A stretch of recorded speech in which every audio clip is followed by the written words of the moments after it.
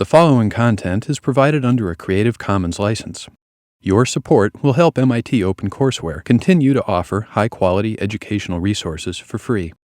To make a donation or view additional materials from hundreds of MIT courses, visit MIT OpenCourseWare at ocw.mit.edu.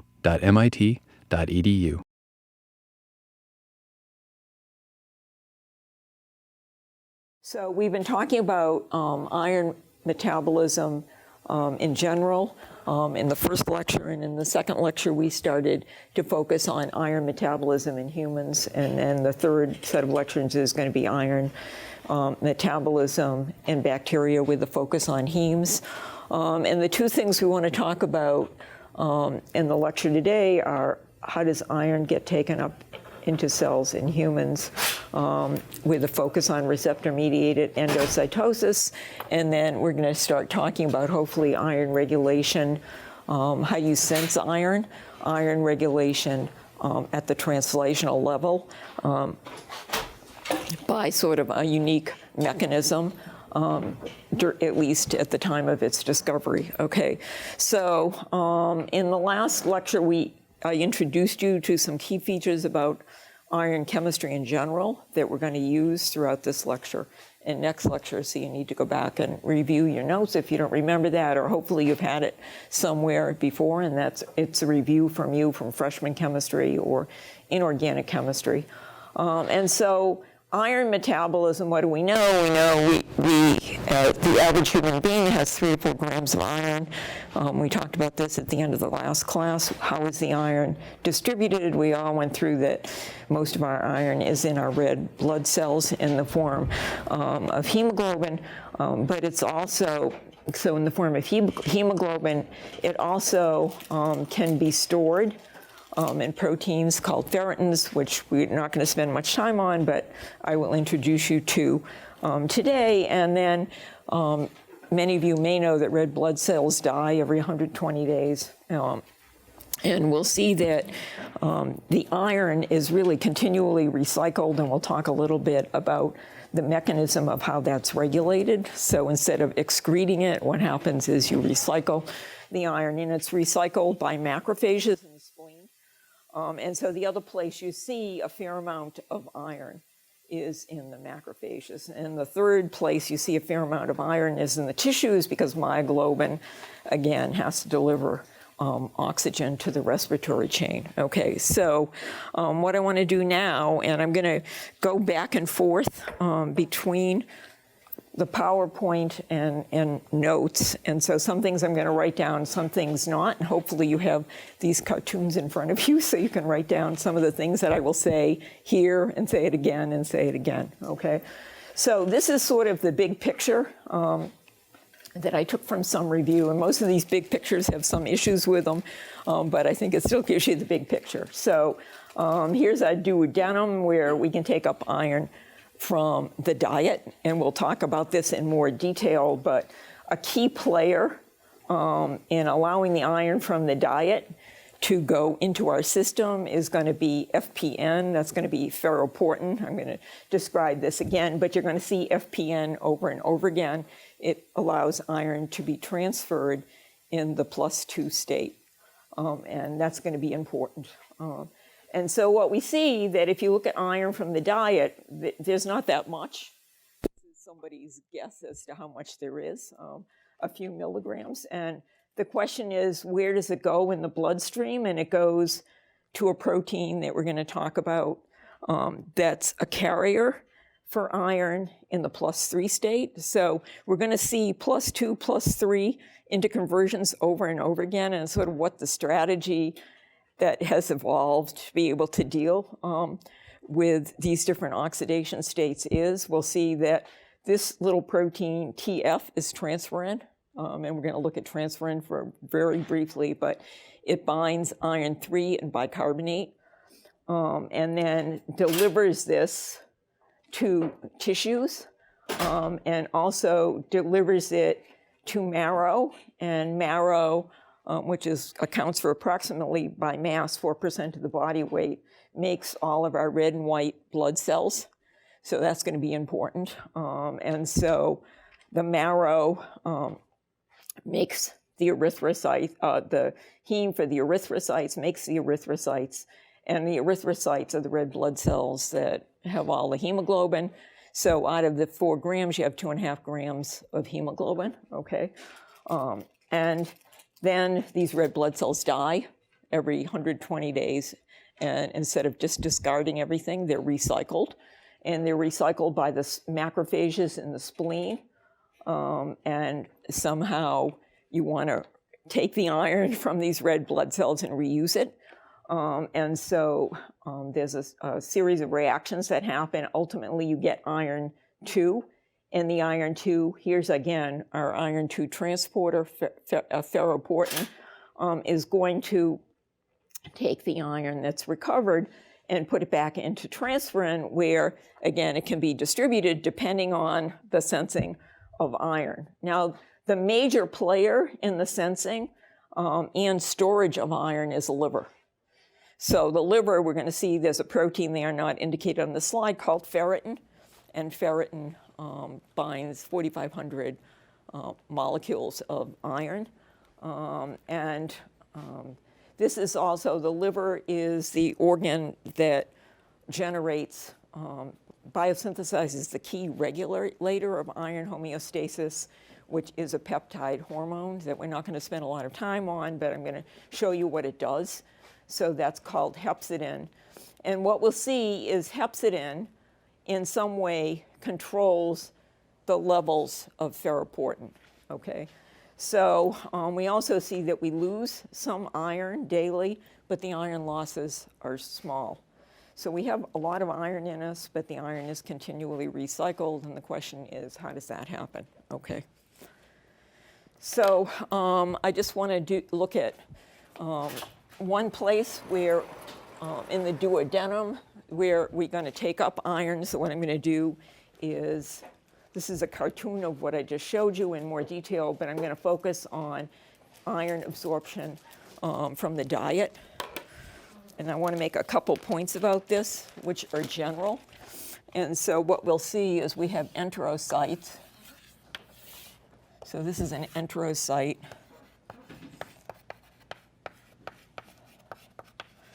And you have an apical brush border membrane.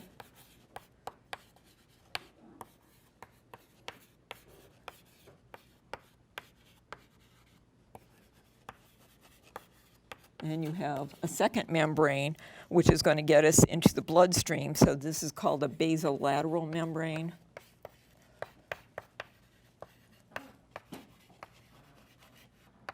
Okay, so we get iron from our diet. It's mostly in the +3 state, okay?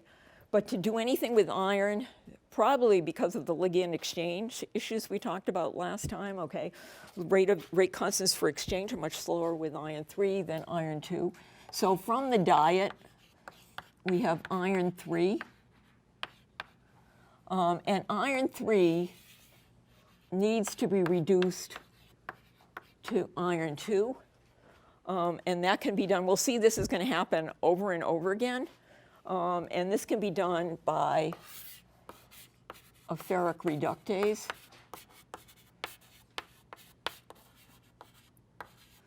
And what we will see is in this membrane,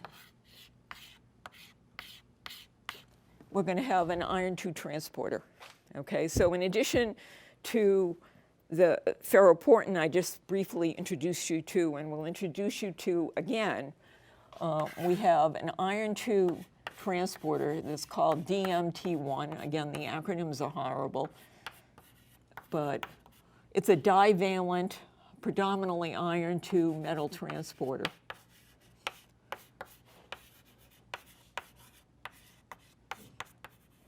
Okay, and we're going to see when we think about regulation of iron homeostasis, this is going to be a key player because it takes iron from the diet into our cells. And in this membrane of the enterocyte, what we will see is that we have, and this is what you saw in the previous slide, you have ferroportin. Okay, so I'm only going to write this down once. Okay, but this is going to take the iron 2 and then transfer it into ultimately the carrier in the bloodstream, which is going to be transferrin. Okay, so here we have iron 2, but for it to get picked up by transferrin, it gets oxidized to iron 3. So what you're going to see over and over again is going back and forth between iron 2 and iron 3. And so this gets oxidized to iron 3, and these proteins, there's a copper iron oxidase. And if you look at the handouts, you'll see that this is also called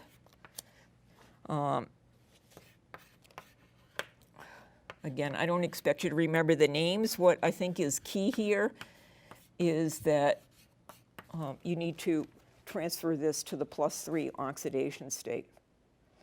Okay, so now what happens in the +3 oxidation state, so let's go over to the next board here. We have a protein called transferrin, and we'll look at this a little bit. Okay, and transferrin is going to bind iron in the +3 state, but it also requires bicarbonate. So in the blood, is that unusual that you would require bicarbonate? Or why might you require bicarbonate? What do you know about blood cells and hemoglobin? Okay, so we have iron 3 that's regenerated enzymatically. There's some kind of oxidation reduction equipment, and we're going to see this again over and over again, and they each have different names, so that's confusing as well. But you're cycling between 2 and 3.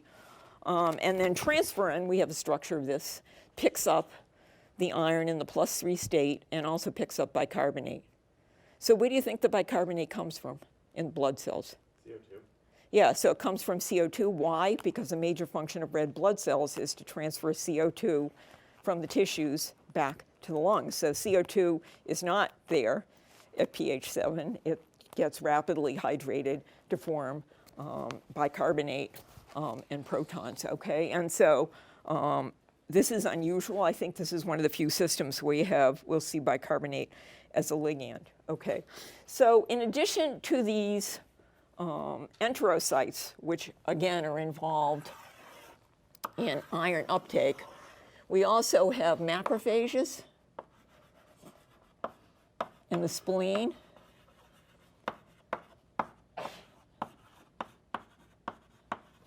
And so this again is due to the diet. Okay, and this is due to basically recycling, iron recycling. Okay, and so what you have is macrophages in the spleen, and you have in the macrophages dead red blood cells, which I'll abbreviate RBC. And so the idea is we want to get the iron out of the red blood cells somehow, okay, to reuse it. Okay, so that's the goal. And so somehow in a complicated process, we get iron 2 out, okay? And then iron 2, here we have our friend Ferroportin that I just showed you in the previous slide, is going to take and put into the extracellular mirror in the plasma the iron 2. Okay, so what happens to the iron 2? Okay, we just saw over here, the iron 2 gets oxidized to iron 3. The same thing is going to happen over here. So we have iron 2 that needs to get oxidized to iron 3. Okay, and again, let's just call it a copper iron oxidase. I'm not going to go through the details. And then what happens to the iron 3? So the iron 3 then gets picked up by the transferrin. And then depending on what the needs are of the cell, the transferrin can deliver. If you have a lot of iron, it could deliver it back to the liver. We'll see that's the storage place for the iron. So the iron 3 transferrin needs to get taken up, just like we saw with cholesterol. Or if we need iron in some other tissues, we'll see that there are receptors for iron 3 transferrin that can, again, take iron into the cells to meet the needs of the cell for iron requirement. Now, the one thing I wanted to tell you in the first slide, which I had forgot, was that in addition to all of these requirements for iron, and the predominant form being hemoglobin and myoglobin, what we see is that iron is found in only 4% of the metabolic enzymes. So iron is found in many proteins that catalyze all kinds of reactions like we talked about last time, but that's a small percentage of the total amount of iron. Okay. So, so this sort of diagram is pointing out a few things that sort of is indicative of iron-mediated metabolism in many cases, okay? And so what I briefly want to do is sort of summarize the functions of these different proteins. So this is phenomenological, and you know, if you're going to have, if you were given an exam on this, I'll give you the names of all of these things, because I think the names are actually confusing. So number one, we have DMT1. And again, when iron is it's a transporter of iron 2.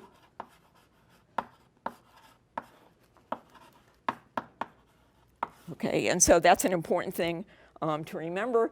But even though it's transferred into the cell and it moves around inside the cell as iron 2, likely because of, again, the ligand exchange. So iron starts here and it needs to move here and it needs to move here.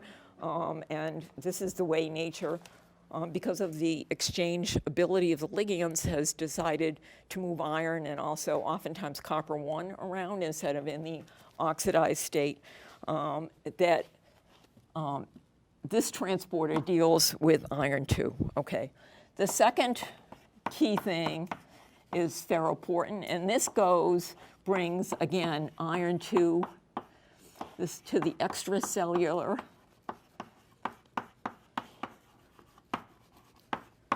milieu. And so this is bringing it inside the cell.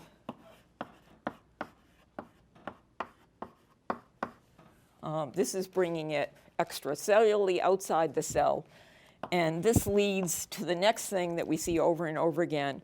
While iron 2 is brought outside the cell, it then gets oxidized to do anything with it. So then we have general ways of iron 2 being oxidized to iron 3. And this could be a copper iron oxidase. But again, there are multiple names for these readouts. We'll see in a few minutes. Stubbe is one. I mean, they have 5 different iron oxidases.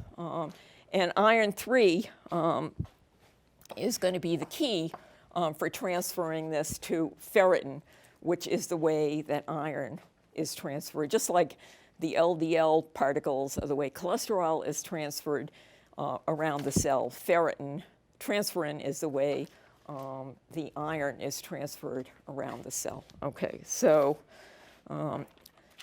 this iron 3, iron 3 is picked up by transferrin.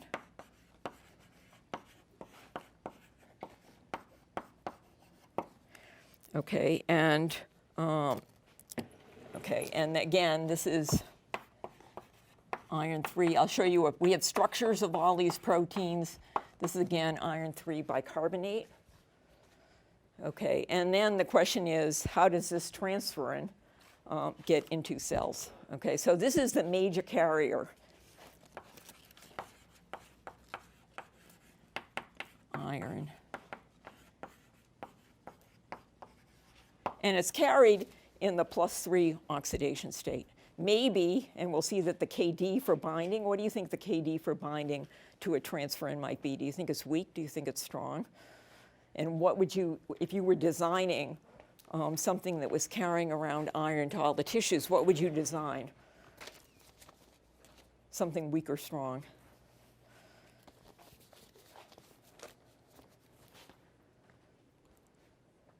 Say it was weak, what would happen?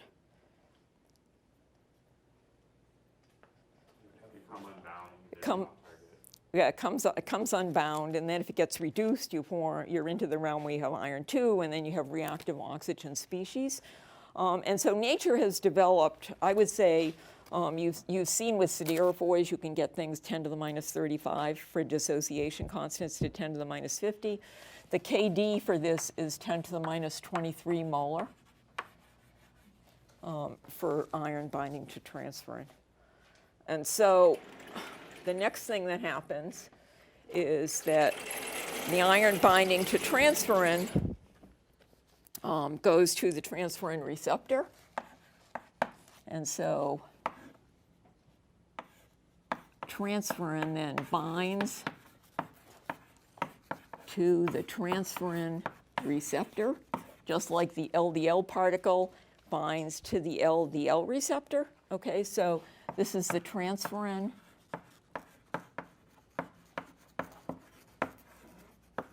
receptor. And so what you're going to see is that in contrast with iron transported across the case in the enterocyte, or in the case of ferroportin where it's iron 2, this is all transferred in the iron 3 state.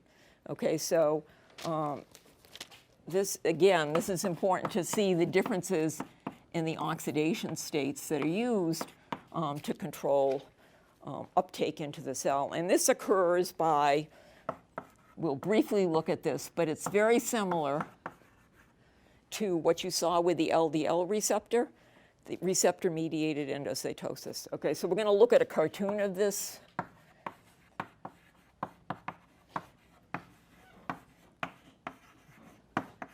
Okay, so there's one other player that I want to introduce you to, and this player becomes really critical because we don't have ways, we don't produce a lot of excess iron and then export it. All the iron is recycled. So what controls then iron recycling? So the key regulator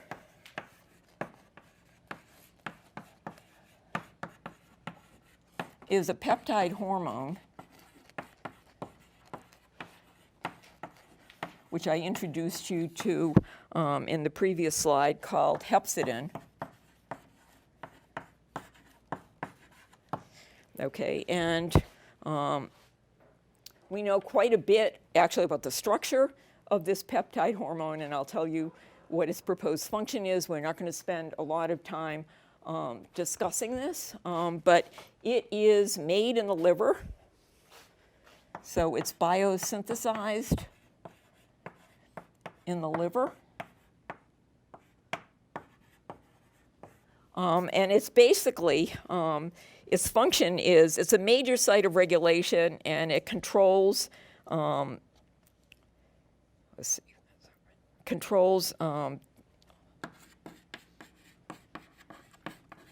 iron from the diet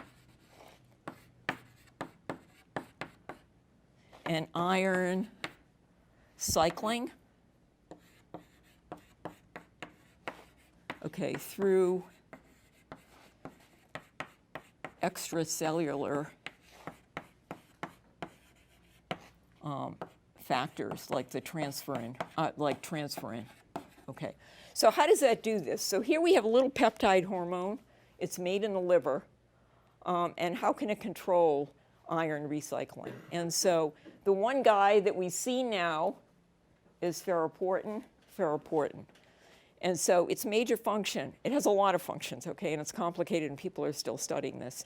But one of the major functions is to control the amount of ferroportin. So if you look at the way it's described, the hepcidin can bind extracellularly to the ferroportin. Okay, so I'll draw a little cartoon of that. And then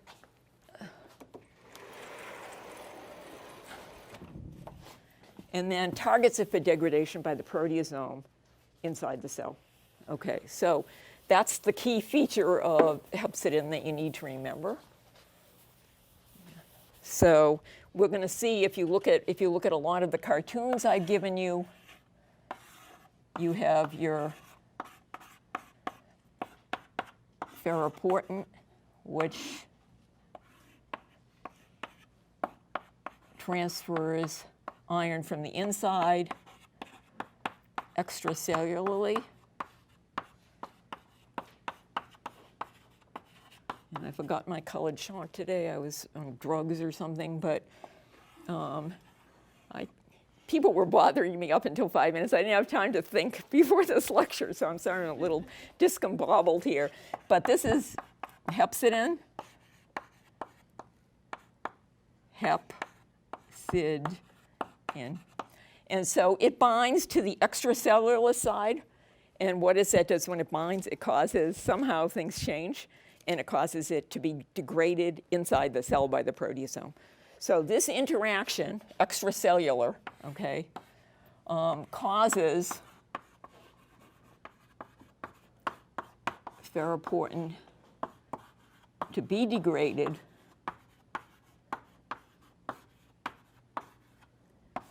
inside the cell by our friend, the proteasome. Okay. So does everybody sort of understand what the model is? Okay, so this is the key regulator, and you've seen ferroportin. We only looked at 2 cell types. We looked at the enterocyte, and we looked at the macrophages in the spleen, both of which are ferroportins. But ferroportins are a number of additional cell types. And when we look at regulation, one of the key regulators of everything is going to be that we need to control are the levels of ferroportin, because that allows all the iron to somehow be recycled. There's a key player controlled by hepcidin that allows the iron to be recycled to the different tissues. Okay, so we have a number of proteins that I'm going to very briefly introduce you to in addition to these guys, okay? And so we're getting into more acronym cities, but the additional proteins that we need to think about. So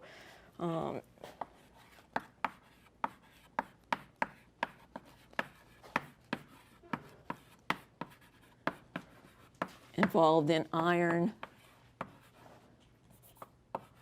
homeostasis are number 1, the ferritin, which in the introductory slide, and let me just show you. So what I'm going to do, these are the list of proteins, and I'm going to go through one by one and tell you a little bit. This is sort of an amazing protein. It has 24 protein subunits. It has 2 kinds of protein subunits. You don't need to remember this. But what is its function?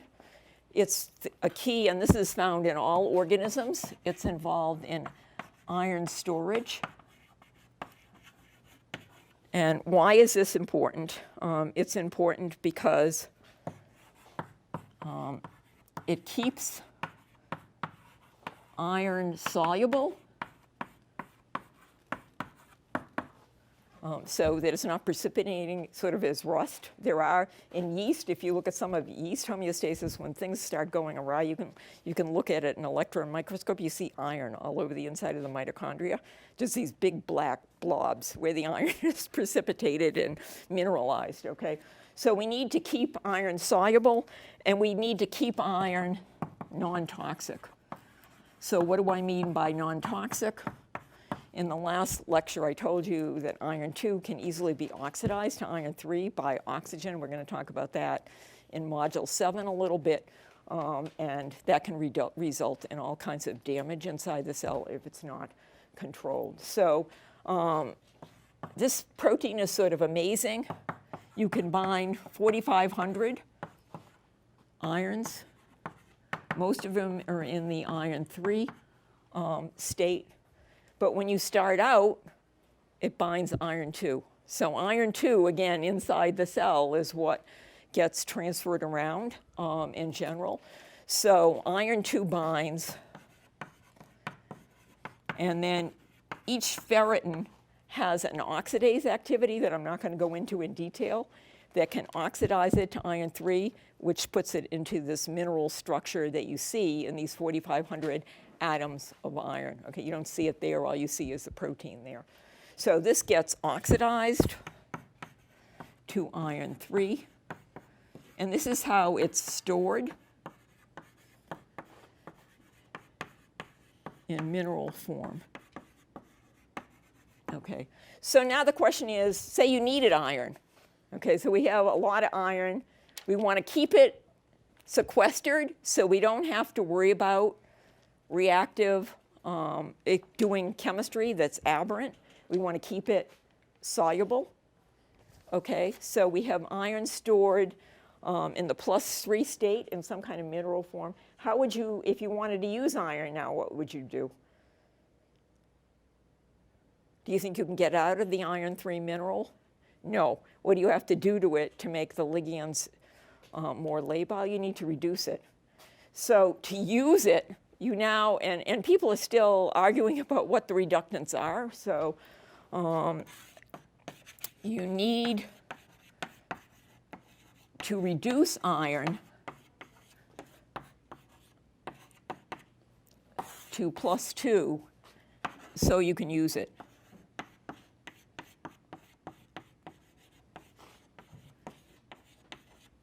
Okay. So that's ferritin. Does anybody have any questions about ferritin? It's got a complex structure. We have lots of structures of it.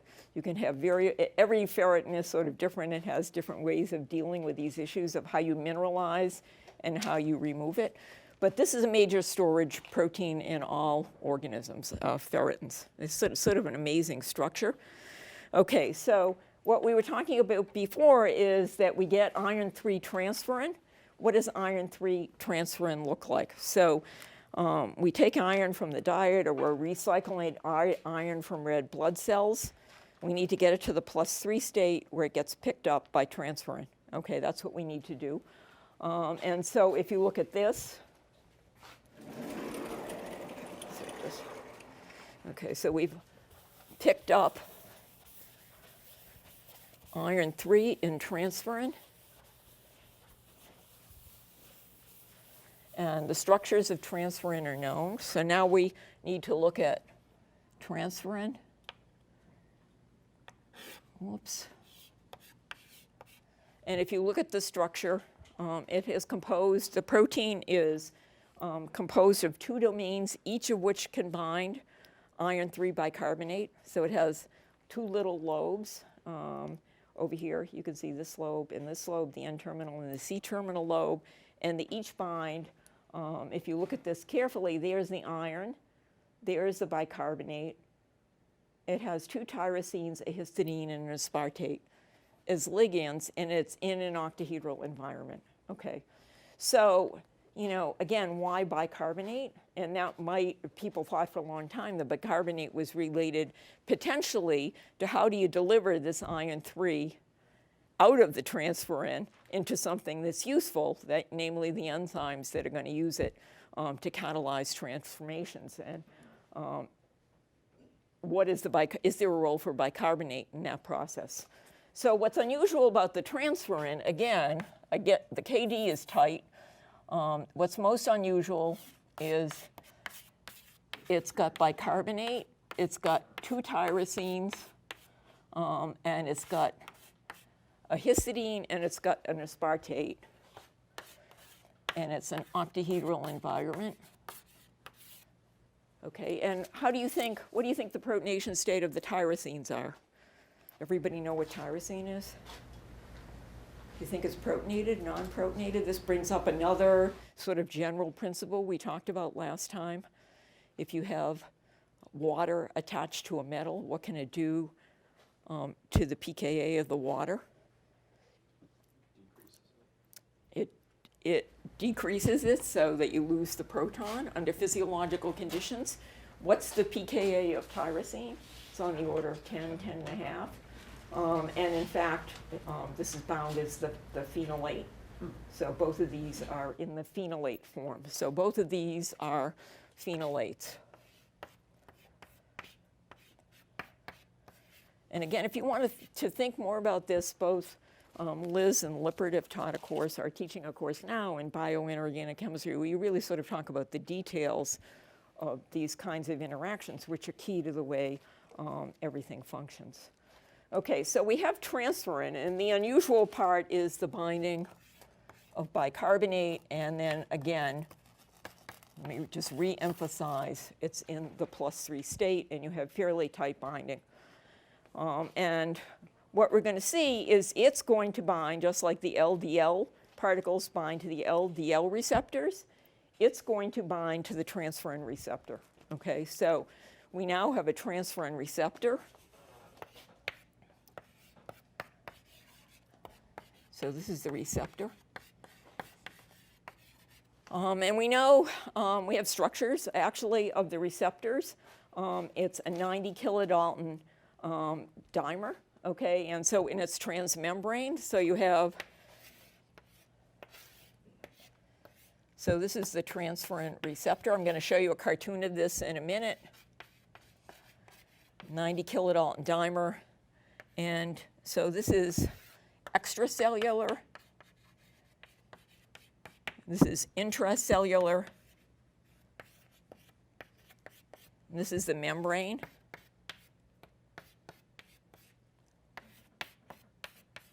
Okay, so let me just show you that cartoon over here. So extracellular, intracellular, and if you remember back to the LDL receptor, how did we trigger receptor-mediated endocytosis? We had a zip code. Okay, here we also have a zip code, and the zip code is YTRF. So there's also, on the intracellular side, a zip code for triggering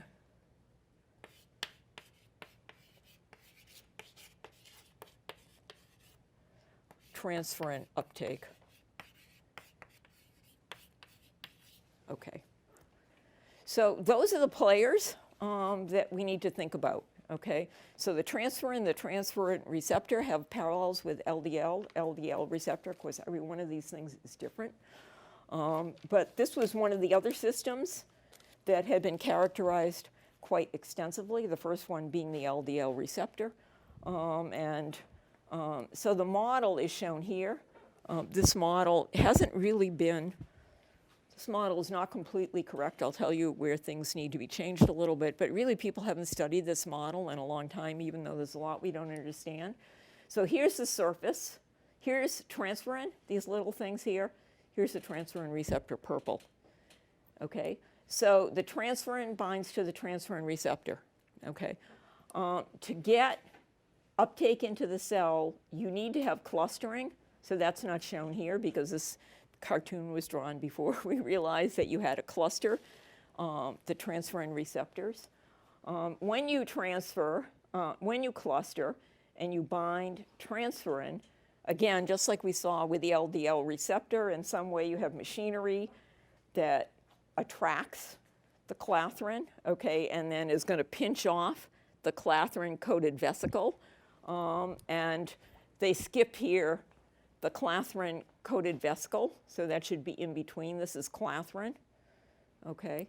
And then what happens, just like in the LDL receptor, you remove the clathrin from the external part of your little vesicle, okay? So that's what's indicated here. So what do we have? We have the transferrin receptor and transferrin. And this is, the internal pH of this system is about 5.5. Okay, so if you think about this, how would you remove the iron from the transferrin? Why might bicarbonate be there? So I just told you that bicarbonate and iron are bound to the transferrin. Can you think of a mechanism by which that could happen inside the cell at lowered pH? We don't know the answer to this. It's still open to debate. So, but what happens to the bicarbonate at low pH? Oh, think about hemoglobin. Think about 507 in hemoglobin. You might say, we spend so much time talking about bicarbonate. I mean, it's a key player inside red blood cells. What happens to bicarbonate in the presence of acid?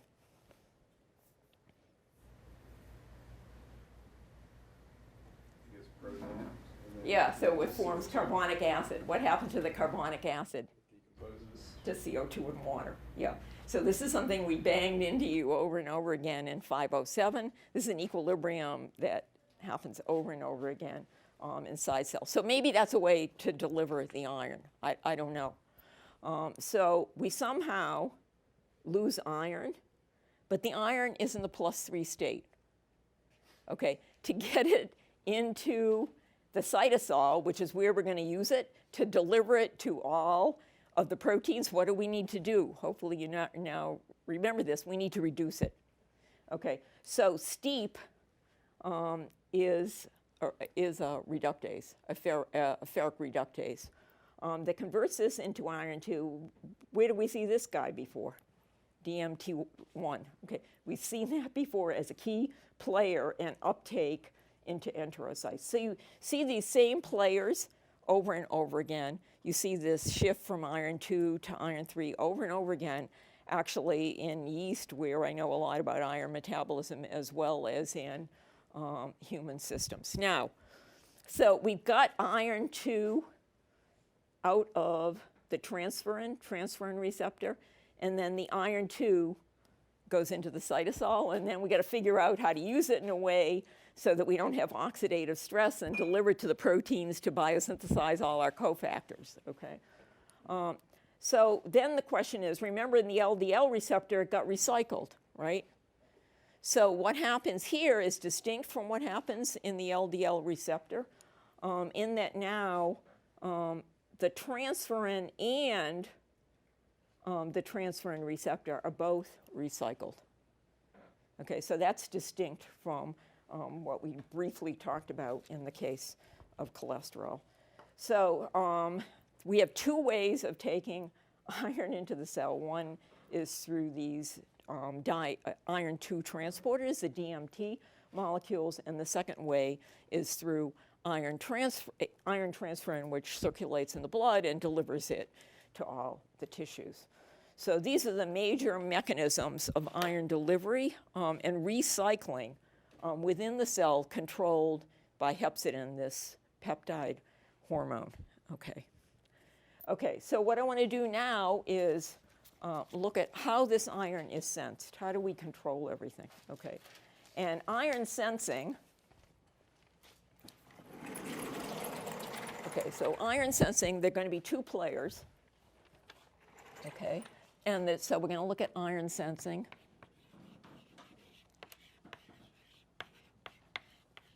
And I'm going to introduce you to the two players, and then I'm going to show you the general logic of how you control all these proteins we've talked about: ferritin, DMT1, transferrin receptor. All of these things are going to be controlled by the mechanism we're going to talk about now, which is regulation at the translational level. Okay, so this is iron sensing by translational control. Okay, so who are the two players? They're written up there, but we have iron responsive element, okay, and we're going to see that's a little piece of RNA. Okay, so, and I'll show you what it looks like.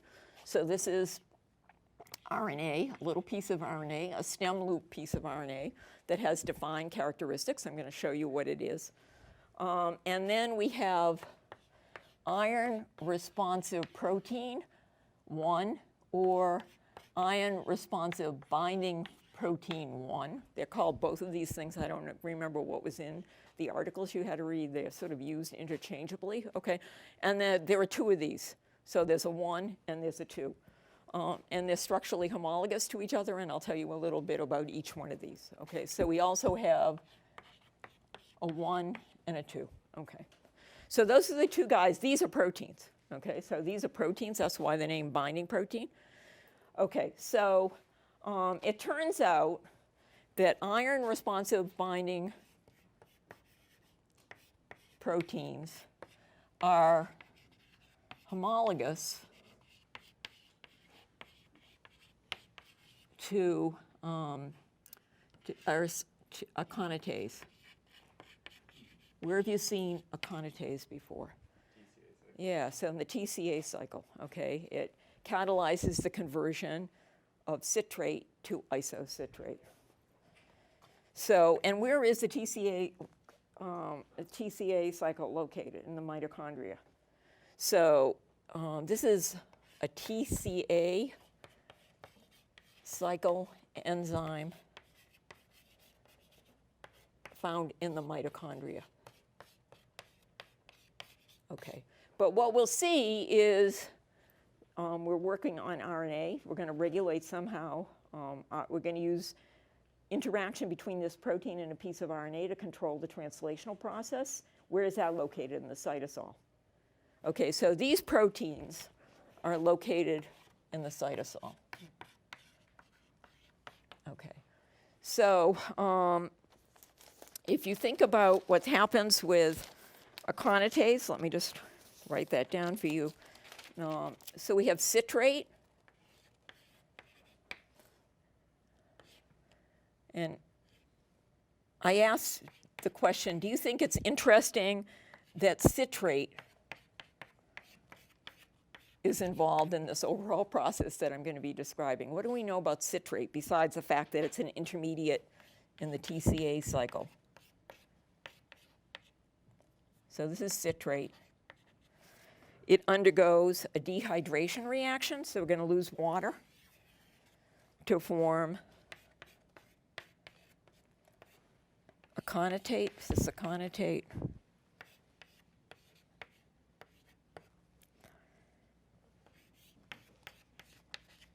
And then it becomes rehydrated, okay?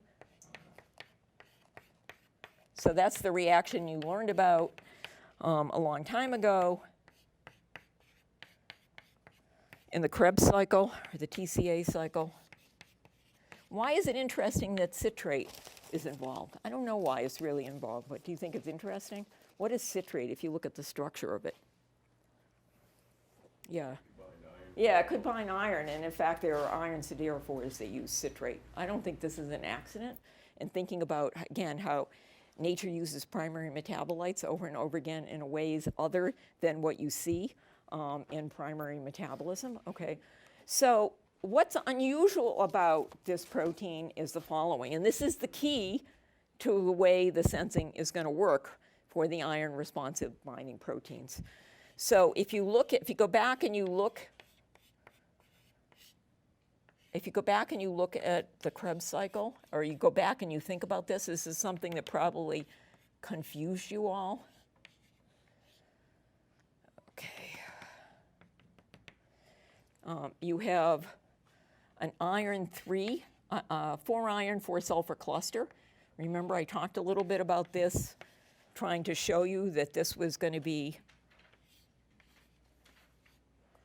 highlighted later on. Okay, and what we have in this 4 iron, 4 sulfur cluster,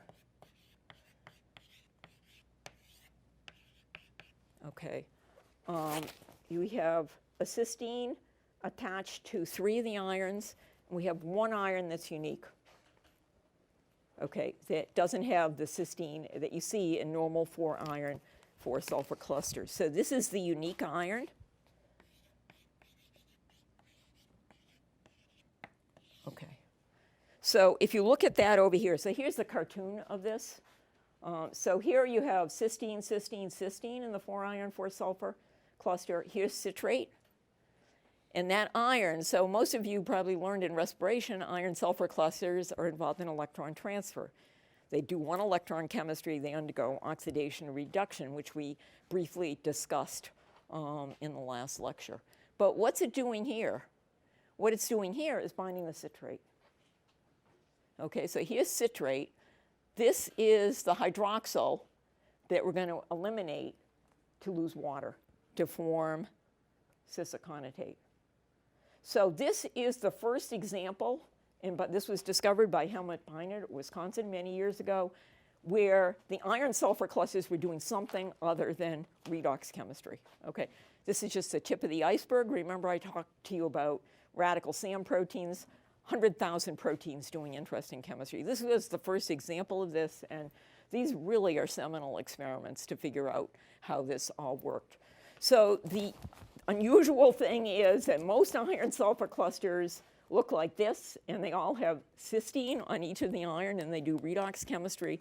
But now we're finding that a lot of iron sulfur clusters have a unique iron that can end up doing interesting chemistry as well, namely binding acetylmethionine.